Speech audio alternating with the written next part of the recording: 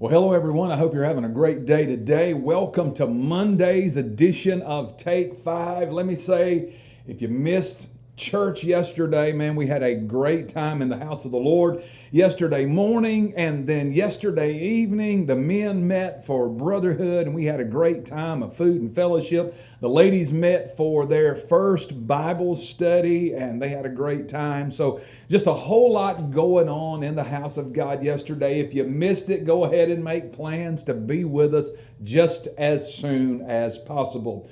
Well, everybody seems to be relieved that we are finished talking about that subject of excellence and entitlement and all that type of stuff. I know all of that can be pretty hard, but it's needful, it's necessary. And you know, if we live a long time, or not even a long time, if we live another year, we're going to need to be reminded of that very same thing again, because of the tendency that we have to, kind of casually do things in our relationship with God. Now, today and this week, we're going to talk about something different, but at the same time, it has to do with our requirements to God. From John chapter 21, we're going to be taking our text where Jesus was questioning Simon Peter there about his love for him. And that's what we're going to talk about this week. Just how much do we really love God? And do we love him like we say that we do? Now, from John 21, when you look at what's happening there, Jesus has already risen from the grave. He has appeared to the disciples 2 times now there, and now they're kind of in the in-between spot, and they don't know what to do.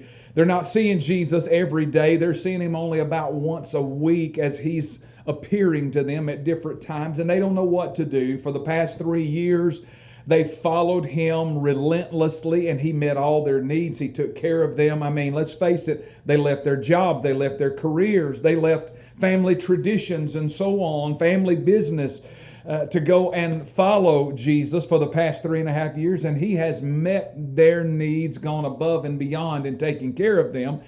And now there's this transition happening where they're kind of in between.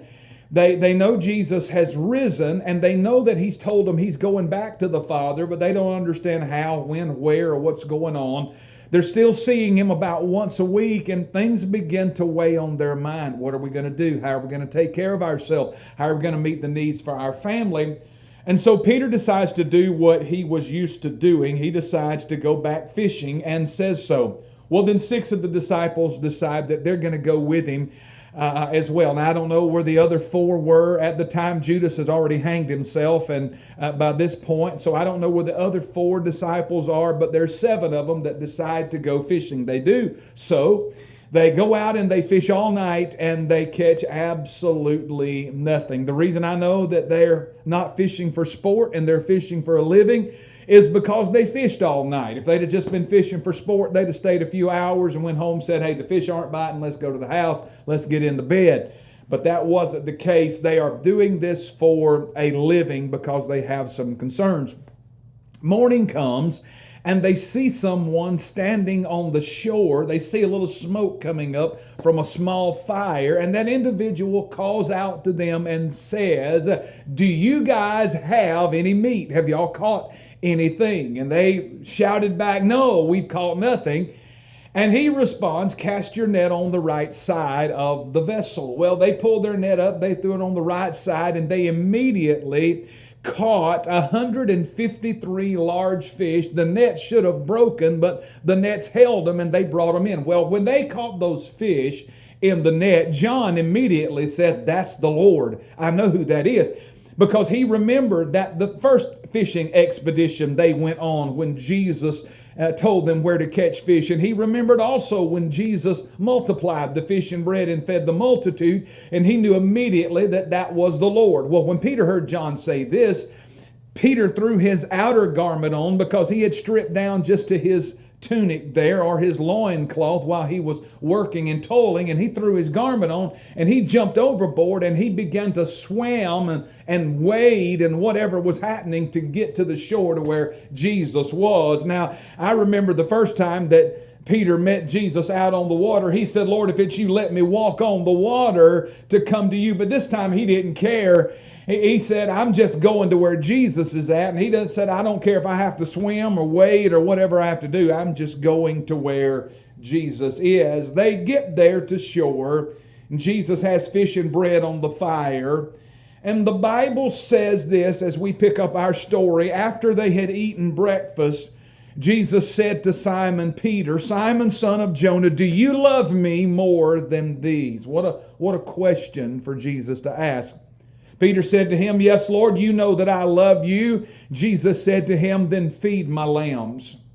He said to Peter the second time, Simon, son of Jonah, do you love me?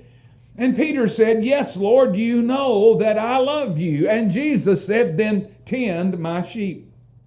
Then he said to him the third time, Simon, son of Jonah, do you love me? And Peter was grieved because he said to him the third time, do you love me? Now, he's not grieved as though he's frustrated. Look, Lord, I done told you twice. Why are you asking me the third time?